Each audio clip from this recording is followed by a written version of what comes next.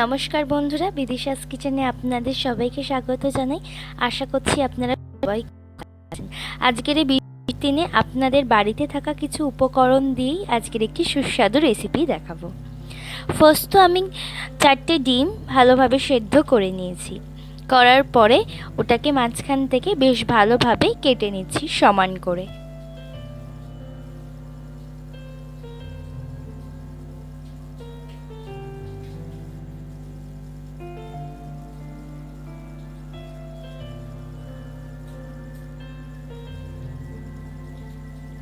আমি যে পেঁয়াজ আর রসুনটাকে বেশ ভালো করে বেটে রেখেছিলাম সেটাই আমি একটা বড় বাটিতে দিয়ে দিলাম।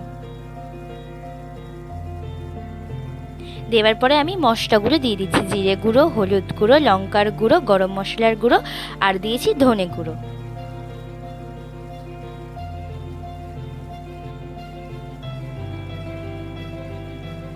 আর দিয়েছি 8টা কাঁচা লঙ্কা গোটা গোটা।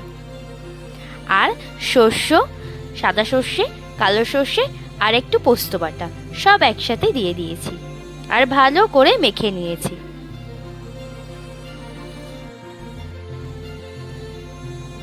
তারপরে আমি লঙ্কাগুলোকে একটু বেছে রেখে দিলাম, কারণ ডিমটাকে আলতো হাতে মাখতে হবে, না হলে ডিমের যে কুসুমটা আছে ওটা বাইরে বেরিয়ে আসতে পারে, আর তার থেকেও বড় বিষয় ডিমটা একটু ঘেটে যেতে পারে।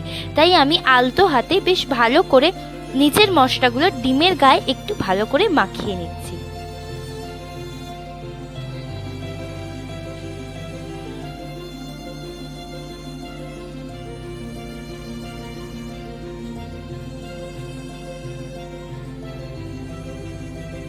যে লঙ্কাগুলো সরিয়ে রেখেছিলাম সেগুলোই দিয়ে দিলাম। বেশ কিছুক্ষণ ম্যাগনেশন করে আমি রেখে দিয়েছিলাম। আর আমি খানিকটা নুন ম্যাগনেশনের পরেই দিয়েছি, কারণ আমি ডিমটা তো নুন দিয়ে সিদ্ধ করেছিলাম, তাই আমি তখন আর নুনটা দিইনি।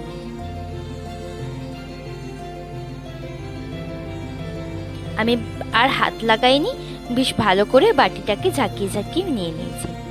আমি লাউ পাতা রেখেছিলাম, সেই লাউ পাতাগুলোকেই ভালো করে ধুয়ে নিয়েছি পরিষ্কার জলে 3-4 বার। নেওয়ার পরে একটা ডিম নিয়েছি আর কিছুটা মশলা তার গায়ের ওপর দিয়ে লাগিয়ে দিয়েছি।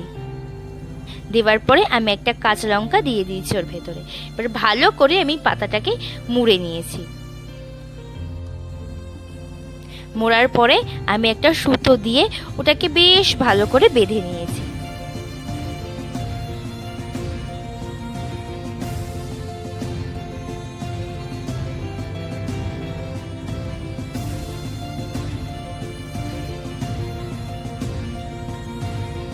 বেশ ভালো করে আমি করে নেবার পরে কড়াইটাকে গরম হতে রেখে দিয়েছিলাম। কড়াইটা গরম হয়ে গেলে আমি ওর ভিতরে তেল দিয়ে দিয়েছি।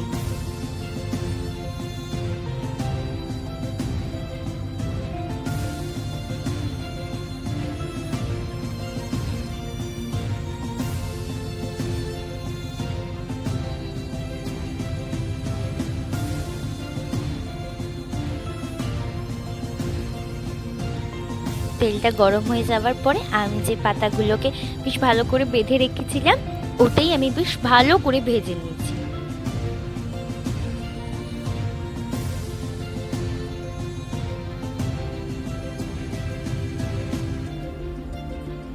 বেশ পাতাটা যখন একটু পোড়া পোড়া টাইপসের হয়ে যাবে তখন আমি বেশ ভালো করে দুটোকে উল্টে পাল্টে দু সাইডটাই ভালো করে ভেজে নেব।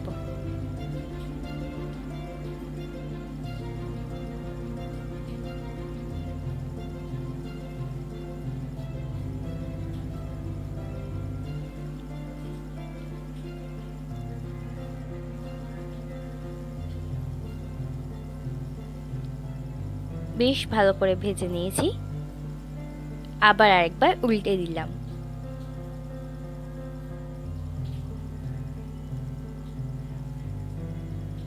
এবারে আমি প্লেটে এক এক করে সব তুলে নিচ্ছি। আরও কিছুটা আছে, সেগুলো আমি সব পরপর ভেজে নেব। বন্ধুরা, আজকের আপনাদেরকে খুব সহজ পদ্ধতিতে ডিমের এই রেসিপিটি দেখালাম। এই রেসিপিটির নাম হলো ডিম পাতুরি। আপনারা সবাই একবার বাড়িতে বানিয়ে দেখবেন, খুব সুস্বাদু একটা রেসিপি। চ্যানেলে নতুন হলে সাবস্ক্রাইব করে যাবেন।